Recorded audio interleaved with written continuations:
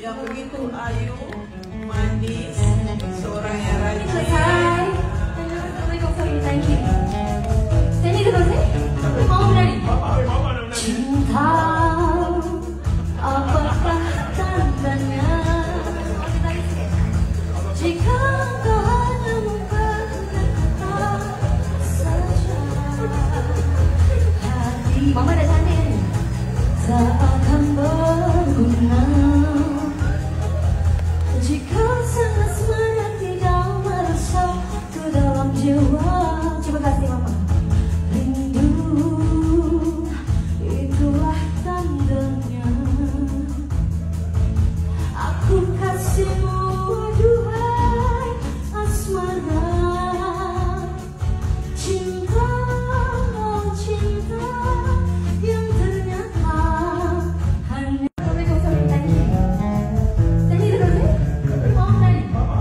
Cinta, apakah tandanya? Jika kau hanya memperkata saja, hati Mama dah cantik ni tak akan berguna jika sangat-sangat tidak merasa yang tidak mudah hilang dari kenanganku, yang tidak mudah hilang dari kenanganku. Semua masih okey lagi? Okey. Rindu itulah tandanya.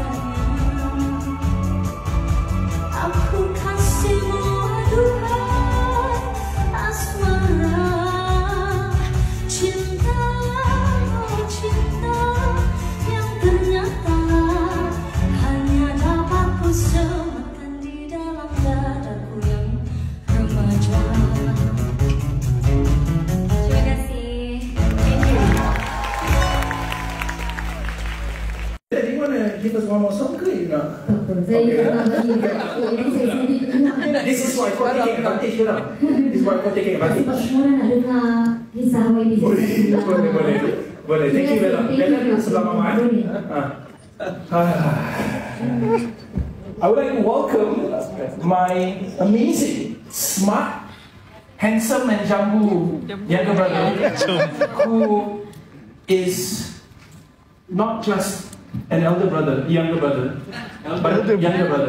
but also for all your information, the one person that actually Jangan lupa untuk follow the live. Jangan lupa untuk follow the I live. told the audience the story how I asked, I didn't get, and it was the best decision you made in front of everyone. I want to say thank you. Thank you for your support. Thank you for taking care of Mama Buya. Masa tu tak ada thank you, dia marah. Oh ya. Malah balik ibu terus. Why did you come on stage? Lu kenapa hidup apa?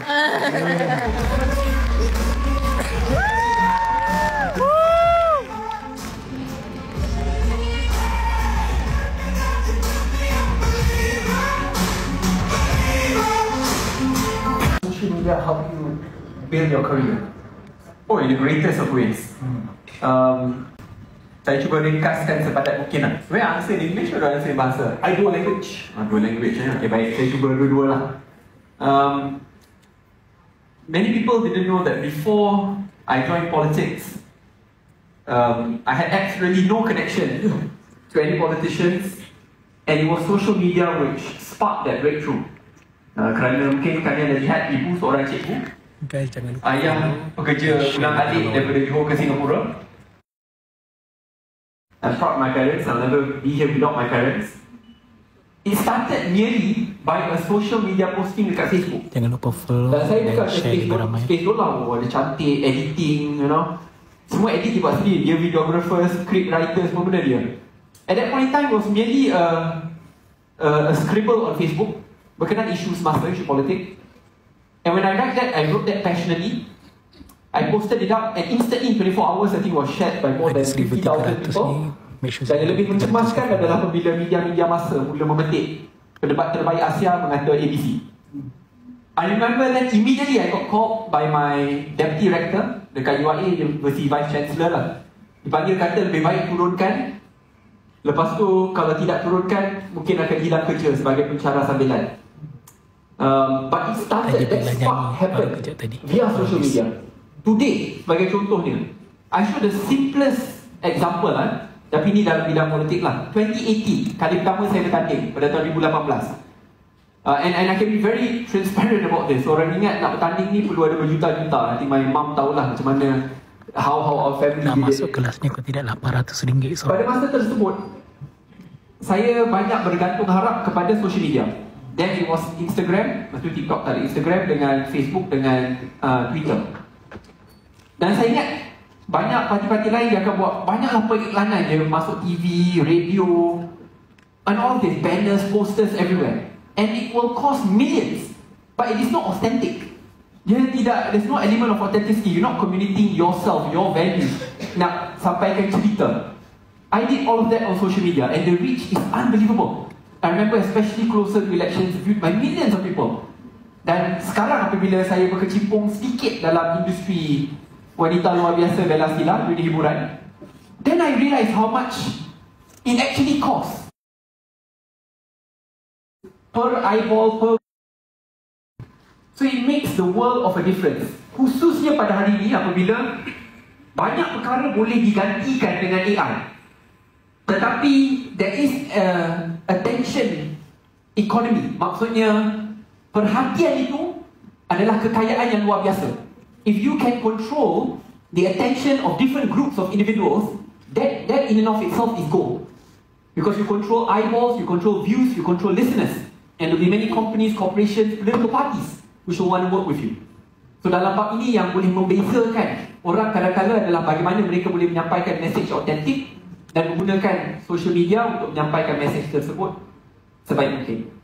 Tapi cukuplah cerita saya. I think Abdullah story is a lot more exciting lah dalam bab social media ni. Sebab dia dulu, saya tak tahu cerita ni korang tahu, dia nak cakap bahasa Melayu pun. Sekarang hari ni rasa ada penambahbaikan yang luar biasa. Dulu kurang display, sekarang display dia kalah saya. Sebab dia tak nak tidur. Sampai ke pukul 2-3 pagi edit video. So I'm very proud and happy to see how far you've come. My mom, the runs deep in the family. My mom cikgu, Alhamdulillah. Tapi kalau orang tahu ada kepercayaan, dengan kepercayaan itulah baru kita akan share orang lain akan nampak. That's why moves into the algorithm. Tapi kalau tak ada kepercayaan, it will not go there. So I share dalam bidang corporate where I see there's a difference.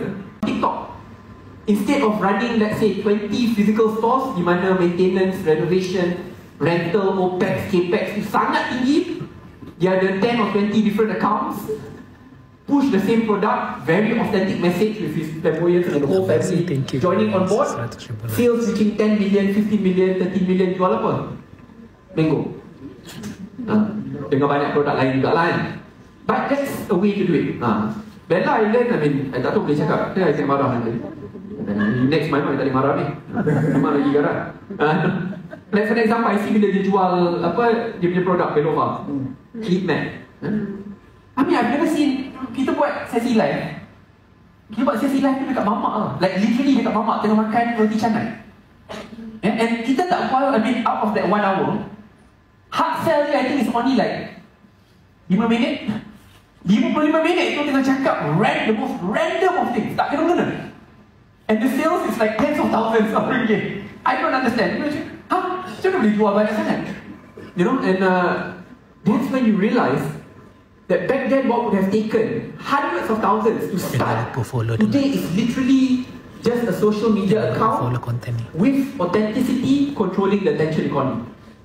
So it works it really works with one another. Whoever controls the attention economy, I believe will control the world.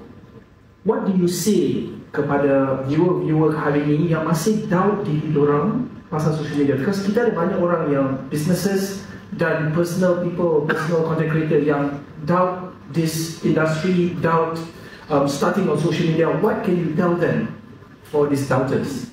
Success stories dah terlalu banyak. Jangan hanya ambil orang muda seperti kita. Pretty sure you know Ami Mailin. founder of MyDay. Brilliant guy, brilliant person, he's genuinely funny and kind.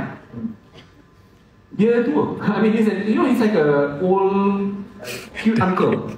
Direct. But he controls social media better than I do. Dia just ikut the trend and that's him. Bukan macam dia kena paksa, alamak, intern saya suruh. Tak ada. Dia memang suka buat. And talk to him for example, how it helped uplift MyDay. Kalau sebelum ni branding kena hire syarikat ni bayar jutaan ringgit. Now it's literally just a small team doing it in-house, right? Under his payroll, but reaching millions of eyeballs. So syarikat besar boleh buat. Ada examples yang syarikat yang selalu orang kata syarikat gergasi ni, dia kena play safe dekat social media. Sebab kalau tak play safe, one mistake hancur syarikat tu. You know Ryanair? Ryanair ni versi Air Asia tapi di Eropah. Quickly look up Ryanair TikTok account dia. Dia punya versi troll dia, baikkan Air Asia macam kadang-kadang ada kelewatan sedikit kan. Sudah kesian Air Asia lah sebab in actuality as a policy maker, you look at the chart, policy maker dekat parlimen chart, syarikat-syarikat mana yang paling lewat ni, actually Air Asia is not there. Sebab dia cuma paling banyak flight lah, paling banyak flight lihat dia lewat. Tapi Ryanair, dia make fun bila dia lewat, dia kata, yeah, of course you pay $15, of course you pay it. And then they really bring humor out of it to another level. And it doesn't hurt its brand, if anything it helps the brand. But that's the attention economy. Kenapa? Because they are authentic. Dia tahu bukan ni ada konsultan dibayar berjuta ringgit keluarkan kenyataan yang datang dari ChatGPT. Tak ada. It's really an authentic person who brings out humor and authenticity out of it. I show one final example. May not be the best of example, slightly controversial, but I think that was the beginning of my introduction in public life. Tadi saya kata kenyataan saya yang agak serius berkenaan isu politik pada tahun 2015-2016. But that didn't catapult me into like imajinasi rakyat biasa. Itu dalam dunia politik dia lah. What catapult me was when minta ke mama marah, tidak pernah. Mama ingat dulu. 2016 masa tu saya belum berparti lagi, belum menyertai mana-mana parti. Didn't intend to join politics to begin with. Waktu memang saya dah tolak ke Oxford. YB tekan back kuning. And then adalah beberapa rakan ni. I mean, now they are friends. Dulu YB bakar arbutin kurang kawan. So it's like friendly, you know. Dia keluarkan gambar-gambar nampak saya macam tengah clubbing. I'm not sure if you guys look up. Kalau kau Google tu dia, saya kaki disco. Look it up. So I think bila kaki disco ni confirm tua boomers kat belakang. So keluar gambar-gambar ni. And I remember then I had to make a judgment. I was not in politics. Keluar obviously before keluar gambar tu kata tapi kalau you slow down, you don't criticize, dia tak akan keluar. I was thinking apa nak takut sangat. I tengok gambar tu, I was laughing to be honest myself. I think that photo was like 5-6 years ago, 2011-2012. And I remember exactly where the photos were taken, how it was like. Dia bukan yang sembunyikan, it was, you know, Facebook. Dia ada tag photo. Mamat tu mesti rajin, went down like 6-7 years ago, cari tag photo yang lepas. There was ada debate competition, ramai kalau debaters tahu. Breakdown sebelum you masuk pusingan kalah mati, dia akan adakan pengumuman. Be afraid to take risk. Out of 100, memang akan ada 5 yang salah. So what? At least you moved 95% of the time successfully and effectively. Macam mana you deal dengan negative going? You confirm banyak negativity lagi, like comments, hate posting. How do you deal with this supaya kita ni audience hari ni yang lalui benda sama kental, kuat, kental, kuat. So how you deal with negative comments? Tadi Abdullah ungkapkan satu perkataan yang saya menggambarkan ciri utama yang saya rasa ada dalam setiap pemimpin.